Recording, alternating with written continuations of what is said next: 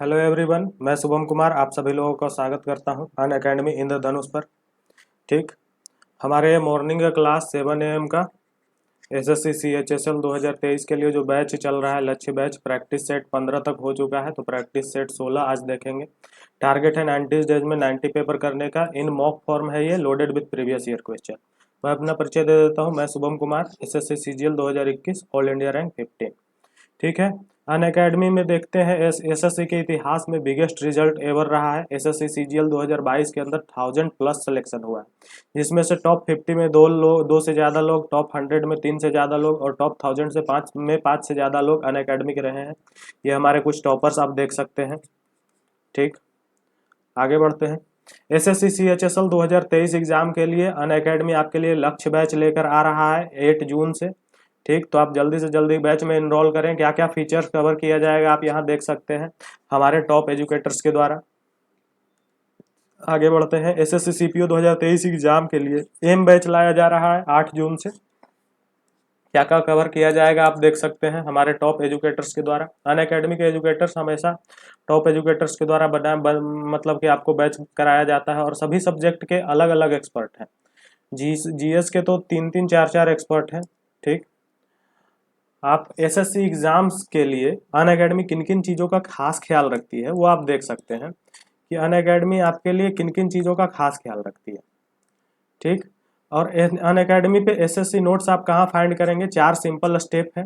ये 4 simple step follow करेंगे आपको अन अकेडमी पे एसएससी का नोट्स मिल जाएगा। तो जल्दी से जल्दी आप अन अकेडमी पे सब्सक्रिप्शन ले सकते हैं। बहुत बहुत धन्यवाद। चलिए स्टार्ट करते हैं आज का पहला क्वेश्चन। पहला क्वेश्चन क्या है कि what is the value of 4x² plus 9y² plus 12xy divided by 144। आपके ये ऑप्शन दिए हुए हैं 4। ठीक, सबसे पहले ये समझिए कि थोड़ा सा ध्यान से चीजों को देखने का कोशिश कीजिए। अलजेब्रा में क्या होता है कि जो क्वेश्चन देखा दिया होता है आंसर उसी में छिपा हुआ है। बस आप अगर जो उस चीज को देख ले कि किस तरीके से छिपा हुआ है तो आप सोल्व कर लेंगे। अब एक बात बताइए, यहाँ x² दिख रहा है, यहाँ y² भी दिख रहा है, यहाँ xy का टर्म भी दिख रहा है, तो करीब करीब ये a² b² प्लस 2ab के हिसाब से बैठ रहा है। और आपका ये भी उसी ढंग से है। ऑप्शन जो सारे हैं वो a प्लस बी के होल स्क्वायर के रूप में है, a प्लस बी के होल स्क्वायर के रूप में है।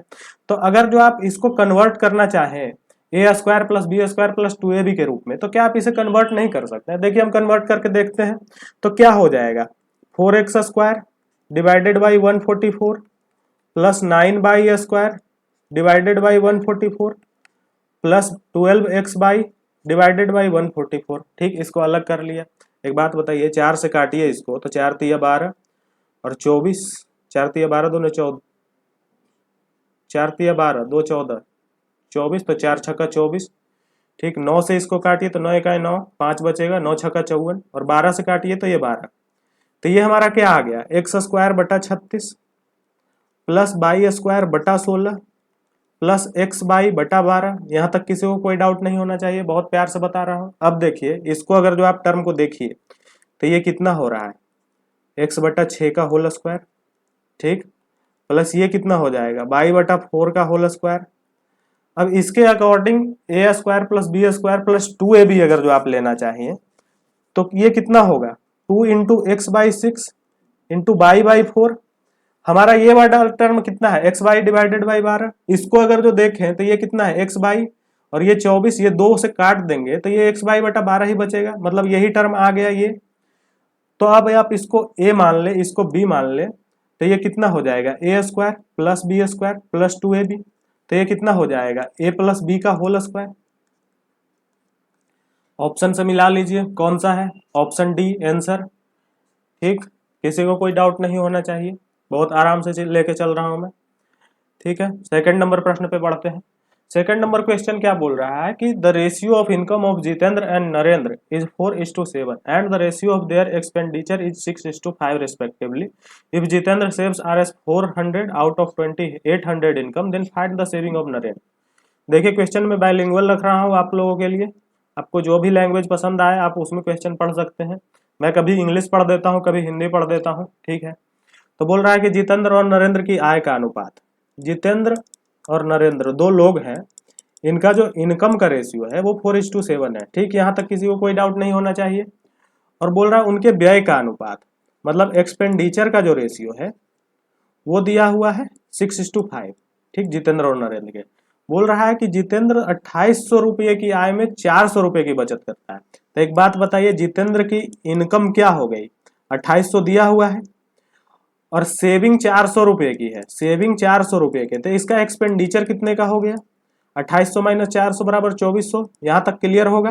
ठीक, इनकम इसका 2800, सेविंग 400, तो expenditure income minus expenditure, sorry income minus saving expenditure के लिए।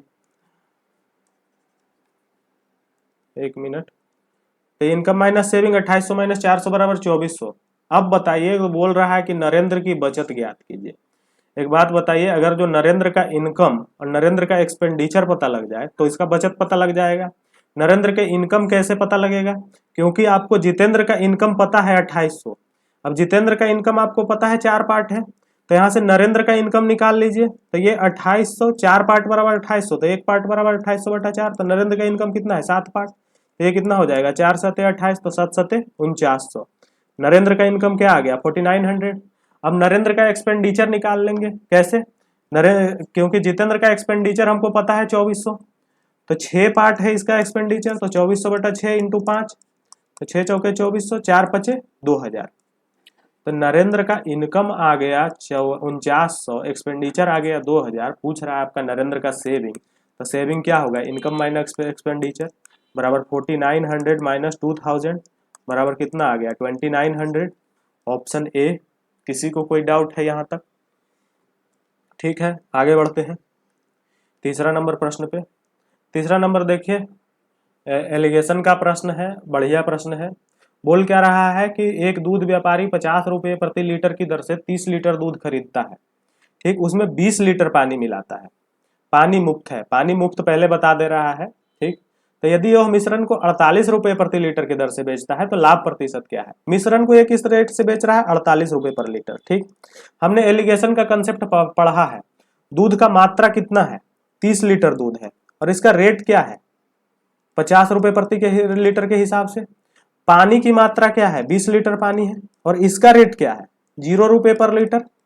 ठीक, तो इसका जब हम इफेक्टिव तैयार करेंगे तो मान लीजिए कि इफेक्टिव रेट इसका x आएगा, तो ये कितना हो जाएगा? x माइनस 0 बराबर x, और इधर कितना हो जाएगा? 50 माइनस x। और रेशियो एंड प्रोपोर्शन में मैंने आपको बता रखा है कि ये जो रेशियो होता है वो इसके क्वांटिटी के रेशियो के बराबर होता है। तो यहां से x का वैल्यू आपको पता लग जाएगा, तो आप कर सकते हैं x divided by 50 minus x equal to ये 30/20। ये कितना हो गया? 3/2। तो ये कितना आ जाएगा? 2x बराबर 50 दिया 150 minus 3x, 2x 3x 5x बराबर 150। तो x कितना आ गया? 30। मतलब कितना रेट आ गया दूध का? 30 रुपये पर लीटर। मिलाने के बाद 50 रुपये के 30 लीटर को 0 रुपये के 20 लीटर से मिलाएंगे तो टोटल दूध की मात्रा जो है ना वो 30 रुपये पर लीटर के हिसाब से आ गई। अब बोल रहा है कि मिश्रण को 48 रुपये प्रति लीटर की दर से बेचता है तो लाभ प्रतिशत। अब 30 रुपये के चीज को 48 रुपये के हिसाब से बेचता है तो लाभ कितना हुआ? 18। लाभ प्रतिशत निकालने के लिए 18 बटा कॉस्ट प्राइस इंटू 100। 6 तिया 18, 6 पचे 30, 5 से 20, 20 तिया 60%। किसी को कोई डाउट है 3 नंबर प्रश्न तक? ठीक है, एलिगेशन आप ऐसा टॉपिक है जिसका बहुत यूज है आपका परसेंटेज में, प्रॉफिट एंड लॉस में, हर चीज में यूज है। तो आप इस एक चैप्टर को एटलीस्ट जाके आज क्लियर कर लें। ठीक है, 4 number question, x square plus 1/x square equal to 7, then what is the value of x cube plus 1/x cube. देखिए, अगर जो आपको x प्लस 1/x दिया होता तो आप सिर्फ क्यूब कर दें, आपको x cube plus 1/x cube आ गया। पर x square plus 1/x square दिया हुआ है तो सबसे पहले आपको यहां से x प्लस 1/x निकालना होगा। x प्लस 1/x क्या हो जाएगा? अगर x square plus 1/x square equal to 7, then x plus 1/x equal to root under 7 plus 2, ये होता है। ठीक, अगर जो ये आपको नहीं पता है तो आप इसमें से a स्क्वायर है, ये b स्क्वायर है, इधर जोड़ लीजिए 2ab और इधर भी जोड़ लीजिए 2ab, तो ये कितना हो जाएगा? x प्लस 1/x का होल स्क्वायर इक्वल टू 7, और ये 2ab जो जोड़ा है x x कट जाएगा तो 7 प्लस 2, तो ये 9 आएगा। सेम वही आ रहा है। तो यहां से x plus 1/x equal to root under 7 plus 2, तो रूट 9, तो ये हो जाएगा कितना? 3। ठीक, x plus one by x 3 आ गया। तो यहाँ से आपको x cube plus one by x cube निकालना है। X cube plus one by x cube क्या होगा, x cube plus one by x cube equal to 3 का क्यूब माइनस 3 इंटू 3। ठीक, ये भी फॉर्मूला है कि यदि x plus one by x equal to a then x cube plus one by x cube equal to a cube minus 3a। आता कहाँ से है, आप इसको क्यूब कीजिएगा दोनों साइड को, तो यहीं से फॉर्मूला वो आता है, मैं कई बार बता चुका हूँ। ठीक है, तो x cube plus one by x cube क्या हो जाएगा, 3 3 होती है 27 माइनस 9 बराबर 18। ठीक, ऑप्शन बी। ये वाला type x plus one by type वाला एक्स वाई टाइप, ये टाइप मोस्ट रिपीटेड है। तो इसका जो भी क्वेश्चन है, जिस टाइप के क्वेश्चन बनते हैं, आप हर टाइप का क्वेश्चन सोल्व करके जाइए। ठीक है, 5 नंबर क्वेश्चन की तरफ बढ़ते हैं। 5 देखिए, टाइम एंड वर्क का बहुत प्यारा क्वेश्चन है। बोल क्या रहा है कि P एक टंकी को 5 घंटे में भर सकता है, Q उसी टंकी को 10 घंटे में भर सकता है, और R उसी टंकी को 20 घंटे में खाली कर सकता है। तो 20 को आप माइनस में ले लीजिए, जो टंकी खाली करने वाला होता है ना, उसको आप माइनस में लीजिए, क्योंकि ये लोग तो भर रहा है तो ये पॉजिटिव काम कर रहा है, इसका जो काम होगा वो निगेटिव काम होगा। ठीक, टाइम एंड वर्क और पाइप एंड सिस्टम का बढ़िया प्रश्न है। ठीक, तो आर उसी टैंक को 20 घंटे में खाली कर सकता है। तीनों मिलकर एक ही टंकी को भरने में कितना समय लेंगे, अगर तीनों पाइप को खोल दिया भरने में कितना समय, तो सबसे पहले हम क्या लेंगे, एलसीएम लेंगे। एलसीएम क्यों लेते हैं कि एलसीएम जो लेते हैं वो हमारा टोटल वर्क हो जाता है। तो 5 10 20 का एलसीएम 20, और टोटल वर्क जो होता है हमारा 20 यूनिट। तो यहाँ से इफिशियंसी निकल जाती है। तो पी की इफिशियंसी क्या हो गई, 5 घंटे में ये 20 यूनिट भर सकता है, तो पी की इफिशियंसी 4 यूनिट, या लीटर मान लीजिए कि टंकी इफिशियंसी 20 लीटर है। तो पी अगर 5 घंटे में 20 लीटर भरता है तो पी 4 लीटर 1 घंटे में भरेगा, क्यू 2 लीटर 1 घंटे में भरेगा, और आर जो है 1 लीटर खाली करेगा, भरेगा नहीं। ये चीज को ध्यान दीजिए। तो बोल रहा है तीनों मिलकर एक ही टंकी को भरने में कितना समय लगेगा, तो तीनों मिलकर तीनों की इफिशियंसी क्या हो जाएगी, P 4 unit 4 litre, Q 2 litre भरेगा, पर आर 1 लीटर खाली कर देगा, तो इसका माइनस हो जाएगा। 4 तो 6 में से 1 गया 5, इफिशियंसी आ गई 1 घंटे की 5, तो कितना समय लेंगे, टोटल कितना 20 लीटर है, डिवाइडेड बाई 5 बराबर कितना 4 आवर, ऑप्शन बी। ठीक है, क्लियर है। आगे बढ़ते हैं। छठा नंबर क्वेश्चन। छठा नंबर क्वेश्चन क्या बोल रहा है कि the sum of length and breadth and height of a cuboid box is 20 centimeter and the total surface area of the cuboid is 256 square centimeter. What is the maximum length of a stick that can be placed inside the cuboid? सबसे पहले एक चीज समझिए कि आपको एक cuboid box दिया गया है। क्यूबॉइड बॉक्स का मतलब क्या हुआ कि इसका एक लेंथ होगा, एक ब्रेथ होगा और एक हाइट होगा। ठीक, आपको दिया हुआ क्या है कि sum of length breadth and height, लंबाई चौड़ाई और ऊंचाई का योग, मतलब L plus B plus H आपको दिया हुआ है 20। ठीक, आपको ये फर्स्ट इक्वेशन दिया हुआ है, और बोल रहा है कि कुल पृष्ठीय क्षेत्रफल 256 है। कुल पृष्ठीय क्षेत्रफल का फॉर्मूला मैंने आपको बता रखा है, अगर नहीं बता रखा है तो आप याद कर लीजिए कि घनाभ या क्यूबॉइड का कुल पृष्ठीय क्षेत्रफल 2 into L B plus B H plus H L होता है, इक्वल टू दिया हुआ है 256। तो यहाँ से L B plus B H plus H L क्या आ गया 128, 258/2, इक्वेशन 2। अब आपसे क्या पूछ रहा है कि घनाभ के डिब्बे के अंदर अधिकतम एक छड़ी की अधिकतम लंबाई कितनी हो सकती है। छड़ी की जो अधिकतम लंबाई होती है क्यूबॉइड में, मैक्सिमम लेंथ जो होता है वो क्यूबॉइड के अंदर का वो डायगोनल होता है इसका। ठीक, तो क्यूबॉइड का अगर जो डायगोनल निकाल ले तो वही छड़ी की मैक्सिमम लंबाई होती है। तो क्यूबॉइड का डायगोनल का फॉर्मूला क्या है, root under L square plus B square plus H square.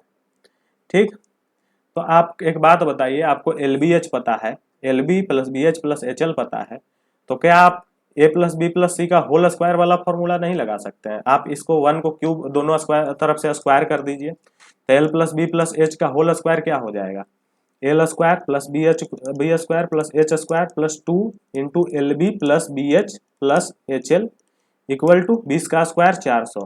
ठीक, ये आपको निकालना है। तो L square plus B square plus H square plus 2 L B plus B H plus H L कितना दिया हुआ है 256 इक्वल टू 400। तो L square B square plus H square equal to कितना हो जाएगा 400 माइनस 256 बराबर 4 4 1 144 आ गया।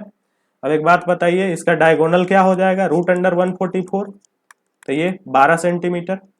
मैक्सिमम जो छड़ रखा जा सकता है वो 12 सेंटीमीटर का रखा जा सकता है। किसी को कोई डाउट है यहाँ तक? 6 नंबर प्रश्न था। ठीक है, आगे बढ़ते हैं। 7 नंबर क्वेश्चन। 7 नंबर क्वेश्चन देखिए आपका सिंप्लीफिकेशन का बहुत प्यारा क्वेश्चन है। सिंप्लीफिकेशन में मैं एक चीज हमेशा बोलता हूँ कि आप ध्यान दीजिए सिंप्लीफिकेशन में, कि थोड़ा सा उसको स्टेप बाय स्टेप लेके चलिए, आराम से चलिए, थोड़ा सा स्लो चलिए। हो सकता है कि आपको थोड़ा सा स्लो चलने में इसमें 5 से 10 सेकंड एक्स्ट्रा जरूर लग सकते हैं, पर सिंप्लीफिकेशन का क्वेश्चन में होता क्या है ना, कि अगर जो आप ये 5 से 10 सेकंड एक्स्ट्रा नहीं दिए और क्वेश्चन गलत हो गया, तो आपने एक बहुत आसान सा क्वेश्चन गलत कर दिया है, जिसपे कि 2 मिनट टाइम भी खराब हुआ है। उसका बहुत अफसोस होगा आपको और इसका भारी नुकसान होता है। यही 2-2 नंबर आपका मेरिट छूट जाता है इन 2 नंबरों से। इसलिए सिंप्लीफिकेशन का क्वेश्चन थोड़ा सा प्यार से बनाइए और स्टेप बाय स्टेप बनाइए। आपको जो बोर्ड मार्क्स का रूल पता है उसके अकॉर्डिंग ही बनाइए। ठीक, तो आइए सोल्व करते हैं स्टेप बाय स्टेप।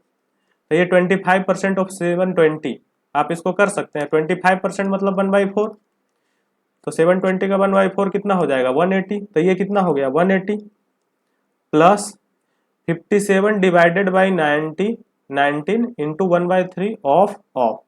तो सबसे पहले क्या करते हैं ना,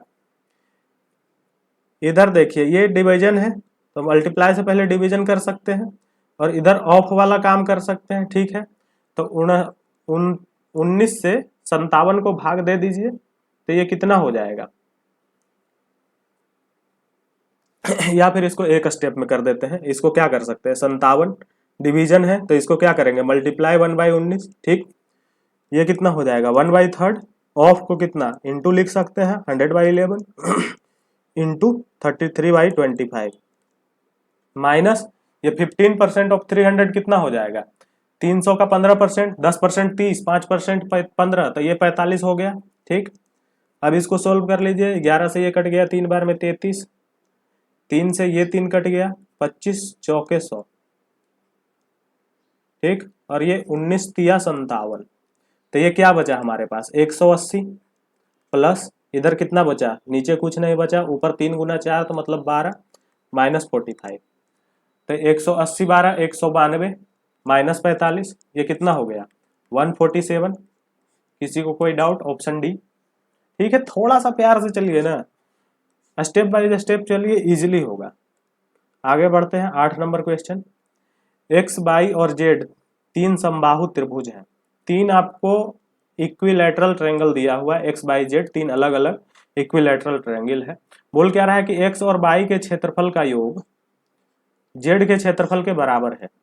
यदि एक्स और वाई की भुजाओं की लंबाई क्रमशः 6 और 8 है, तो भुजा जेड की लंबाई क्या है। एक बात बताइए, बोल क्या रहा है कि 3 इक्विलैटरल ट्रायंगल है, एक्स वाई जेड। एक्स का भुजा दिया हुआ है 6, एक्स वाई का भुजा दिया हुआ है 8, और बोल क्या रहा है कि इन दोनों के क्षेत्रफलों का योग इसके क्षेत्रफल के बराबर है। तो इसका आपसे भुजा पूछ रहा है। ठीक, तो सबसे पहले क्षेत्रफल बराबर कर लेते हैं। तो इसका क्षेत्रफल क्या होगा, √3/4 इंटू 6 का स्क्वायर। इसका क्षेत्रफल क्या हो जाएगा, √3/4 इंटू 8 का स्क्वायर। इसका साइड अगर जो आप जेड ही मान लीजिए, तो इसका क्षेत्रफल क्या हो जाएगा, √3/4 इंटू जेड का स्क्वायर। तो यहाँ से √3/4 कॉमन लीजिए दोनों से और इसको काट दीजिए, तो ये क्या बचेगा, 36 प्लस 64। 36 प्लस 64 कितना, 100 इक्वल टू जेड का स्क्वायर। तो यहाँ से जेड जो साइड आ जाएगा, जेड का साइड, तो √100 बराबर कितना, 10 सेंटीमीटर। आसान था। किसी को कोई डाउट 8 नंबर तक, तो कमेंट सेक्शन में कमेंट कर सकते हैं। 9 नंबर क्वेश्चन। बोल क्या रहा है कि what is the sum of all 3 digit numbers which are divisible by 15। देखिए क्वेश्चन थोड़ा सा प्यारा है, नंबर सिस्टम का बहुत प्यारा क्वेश्चन है। कैसे सोल्व करेंगे, सोल्व करने का तरीका जो समझिए।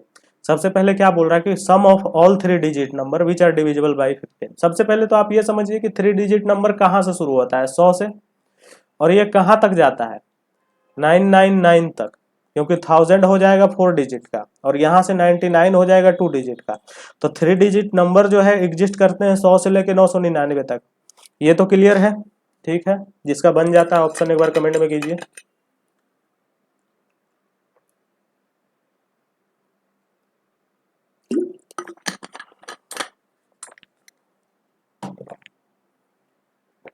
ठीक। तो एक बात बताइए, बोल क्या रहा है कि 15 से विभाज्य। तो 15 से विभाज्य देखिए, 15 से विभाज्य करके देखिए तो 15 छक्का 90, 15 सत्ते 75 से। मेरा थोड़ा सा सरकारी स्कूल वाला आ जाता है, कोई नहीं। 15 को जब 7 से गुना करेंगे 15, 7 जा 105, ठीक है, यहाँ तक ठीक है। और उसके बाद 999 के आसपास देखिए कि 15 से विभाज्य कौन है। तो 999 15 से अगर जो लगाएंगे, 15 से 6 मरतबे में 90, फिर 99, तो 15 से 6 मरतबे में 90, मतलब 9 रिमाइंडर बचेगा। मतलब कि 990 डिविजिबल है 15 से, ठीक। तो 15 से जो डिविजिबल संख्या होगा वो 105 से लेके 990 तक। अब देखिए कि 105 जो है, अगर जो आप 990 तक ले तो कितना नंबर ऑफ टर्म्स हो जाएगा 15 से डिवाइड।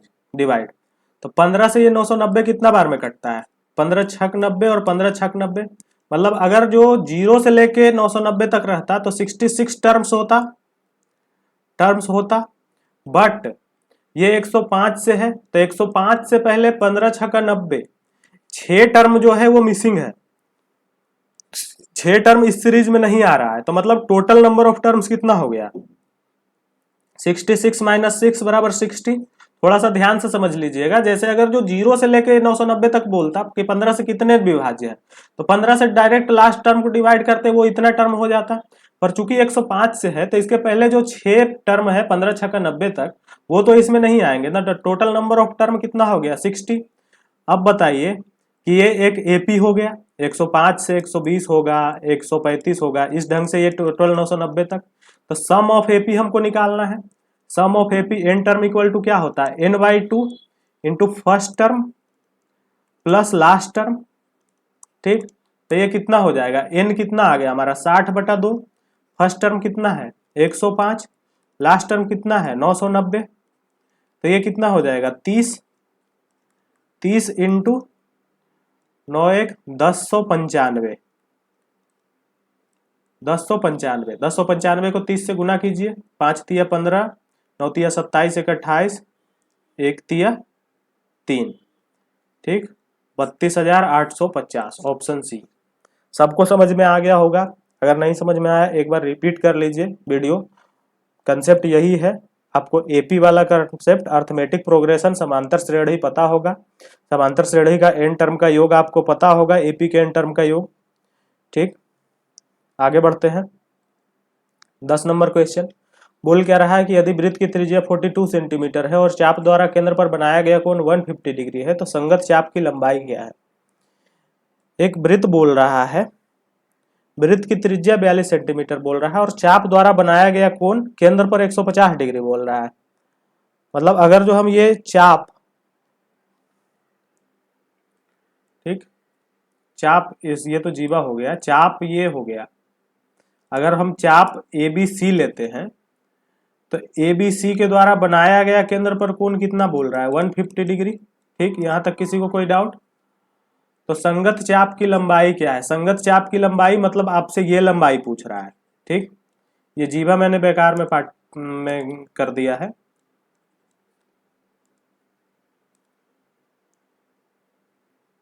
तो ये आपसे संगत चाप ABC की लंबाई पूछ रहा है।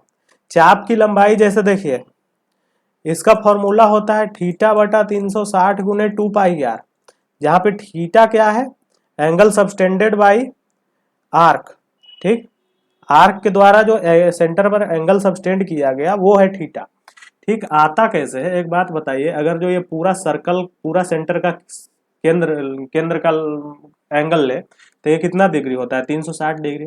तो चूंकि 360 डिग्री अगर जो सेंटर केंद्र का एंगल लेंगे तो इसकी लंबाई कितनी होगी 2πr।